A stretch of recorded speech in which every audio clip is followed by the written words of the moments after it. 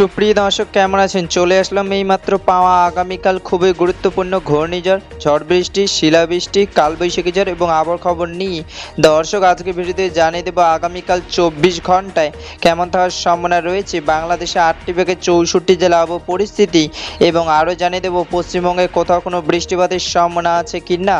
দর্শক, আপনি যদি আমাদের চ্যানেলে নতুন দর্শক হয়ে থাকেন তাহলে চ্যানেলটিকে সাবস্ক্রাইব করে পাশে থাকা বেল আইকনটি অন করে দিন।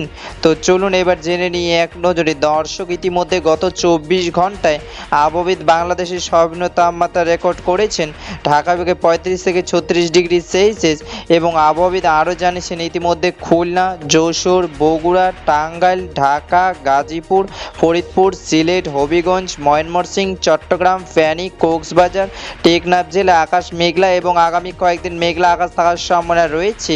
এবং পশ্চিমবঙ্গে আবহাওয়া দপ্তর সর্বনিম্ন তাপমাত্রা রেকর্ড করেছেন কলকাতায় 34 থেকে 35 ডিগ্রি সেলসিয়াস, এবং পশ্চিমবঙ্গে কলকাতা, বীরভূম, বাঁকুড়া, পুরুলিয়া, আসানসোল, হলদিয়া, আরামবাগ, বর্ধমান কয়েকদিন মেঘলা আকাশ থাকার সম্ভাবনা রয়েছে।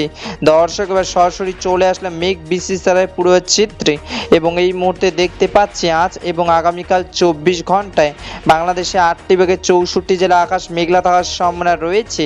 আপাতত 24 ঘন্টায় বাংলাদেশের রাজশাহী, পাবনা, খুলনা, যশোর, বরিশাল, ঢাকা, ফরিদপুর, ময়মনসিংহ, গাজীপুর, টাঙ্গাইল, সিলেট, চট্টগ্রাম, কক্সবাজার, ফেনী হালকা বৃষ্টি পড়ার সম্ভাবনা রয়েছে। এবং পশ্চিমবঙ্গে মুর্শিদাবাদ, বোলপুর, আসানসোল, খড়গপুর, বাঁকুড়া, কলকাতা বৃষ্টি পড়ার সম্ভাবনা রয়েছে। 31শে মে 2026 রবিবারে আবহাওয়ার খবর। ধন্যবাদ।